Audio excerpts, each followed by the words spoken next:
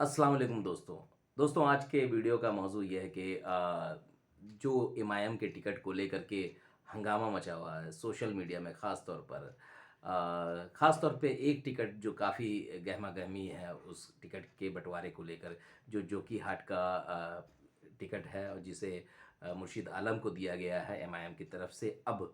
और उससे पहले ही जब टिकट बाँटा नहीं गया था, उससे पहले ही मौलाना अब्दुल्ला सालिम साहब जो हैं वो इस्तीफ़ा उन्होंने दे दिया था और उसको लेकर के सोशल मीडिया में उन्होंने बयान जारी किया था और इल्ज़ाम लगाया था कि एमआईएम में टिकट के बँटवारे जो हो रहे हैं वो पैसे लेकर के किए जा रहे हैं। और इस पर भी मैंने पहले भी कहा कि मौलाना साहब को ऊपर जवाब देना है। अगर उन्होंने ये बात कही है तो उनको जवाब तो अल्लाह ताला को देना है, क्योंकि आपने इल्ज़ाम लगाया है और आप खुद ही अपनी जाल में फँस चुके हैं। मैंने पहले भी वीडियो में कहा कि जब आपने दोबारा जब वीडियो आया अख्तरुल ईमान साहब का जिसमें उन्होंने कहा कि अभी तो टिकट का बँटवारा नहीं हुआ है, तो फिर मौलाना सालिम साहब ने एक वीडियो बना कर के डाला सोशल मीडिया में और उसमें कहा कि अगर बँटवारा नहीं हुआ तो ठीक है, मुझे टिकट दे दीजिए। तो फिर आप खुद कहिए, जब आप इल्ज़ाम लगा रहे हैं कि पैसे दे कर के बाँटे गए हैं, फिर आप उस पार्टी से टिकट कैसे ले सकते हैं? तो मौलाना साहब आप झूठ बोल रहे हैं। मुझे कोई मतलब ये नहीं है इस बात को बोलने में कि आप अपनी ही जाल में फँस चुके हैं, एक चीज़। दूसरी बात, अब यहाँ तक मौलाना साहब की बात को हम ख़त्म करते हैं क्योंकि ज़्यादा तूल देने की ज़रूरत नहीं है। एक मैं एग्ज़ाम्पल बताऊँगा, उनको लेकर के मतलब सोशल मीडिया में यूट्यूब पे कमेंट्स जो लोग कर रहे हैं या यूट्यूब पे जो यूट्यूबर्स हैं, उनको भी मैं गुज़ारिश करता हूँ कि व्यूज़ के चक्कर में आप ऐसे ऐसे वीडियो मत बनाएँ कि आप गलत चीज़ों को सपोर्ट करें। देखिए एमआईएम आप समझ सकते हैं कि किस तरह से वजूद में आया और लोगों ने उसको ऑप्शन के तौर पे चुना। इसलिए चुना क्योंकि हमारी बात जो मुसलमानों की आवाज़ है उसको उठाने वाले लोग ख़त्म हो चुके थे। मतलब हमारे मसाइल कोई उठाता नहीं था। अगर उनसे सवाल भी करते थे पत्रकार, तो वो कन्नी काट करके विकास और फलाँ चीज़ों पर ज़्यादा बात करते थे।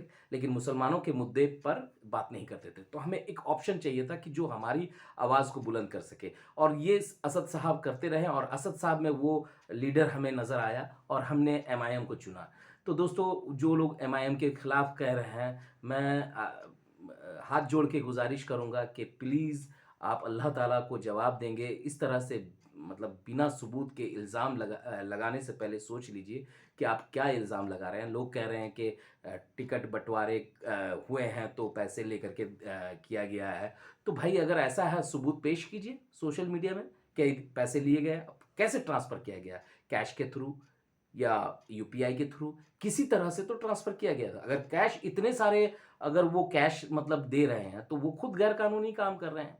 तो ये सवाल तो बनता है, सवाल से भाग नहीं सकते आप। तो आपने जो इल्ज़ाम लगाया है कि पैसे के बँटवारे मतलब जो टिकट के बँटवारे हुए हैं, वो पैसे लेकर के किए गए हैं, तो उसको आपको प्रूव करना होगा। ऐसा नहीं है कि आप थूक के भाग जाएँ।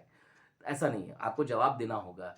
और अभी मैंने एक वीडियो देखा, मैं नाम नहीं लूँगा, दाढ़ी रखे हुए हैं, कार में बैठकर जा रहे हैं और कह रहे हैं कि 11 लाख उन्होंने दिया। तो भाई 11 लाख आपने कैश दिया, तो क्यों आपके पास इतने सारे कैश कैसे आ गए? और अगर आपने कोई और ट्रांज़ैक्शन किया किसी तरह से, तो वो सबूत पेश कीजिए। ये क्या तरीका है? सब लोग मतलब एमआईएम पर इस तरह के इल्ज़ाम लगाते हुए जा रहे हैं।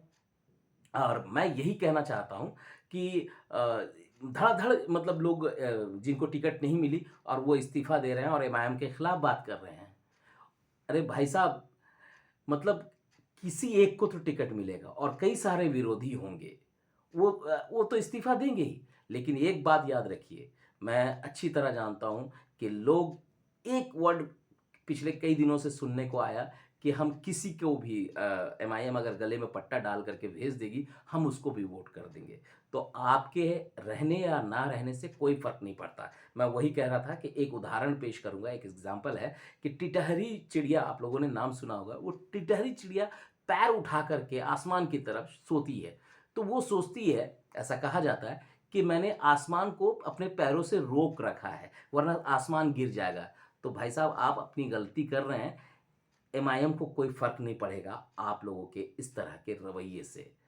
कितने आए, असद साहब कहते हैं ना, कितने जाएँगे। अरे इससे पहले विधायक चले गए, तो एमआईएम को फ़र्क नहीं पड़ा और लोगों ने ज़्यादा एमआईएम से मोहब्बत की। तो आप तो छोटे-मोटे नेता लोग हैं, आपके जाने से क्या फ़र्क पड़ेगा?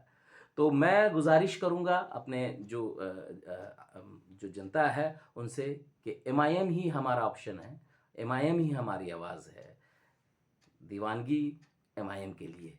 तो दोस्तों अपनी सोच समझ करके और जब इस तरह के सवाल आएँ तो उनसे काउंटर कीजिए, उनसे सवाल कीजिए कि ये जो आप कह रहे हैं उसका सबूत कहाँ है? दोस्तों मैं मिलता हूँ आपको अगले वीडियो में। मेरे वीडियो को लाइक कीजिए, सब्सक्राइब कीजिए, कमेंट ज़रूर कीजिए। कई तरह के कमेंट आते हैं, मुझे कोई ऐतराज़ नहीं है, बिल्कुल आप कीजिए, आपकी अपनी राय है और मैं मिलता हूँ आपको अगले वीडियो में। तब तक के लिए अल्लाह हाफ़िज़।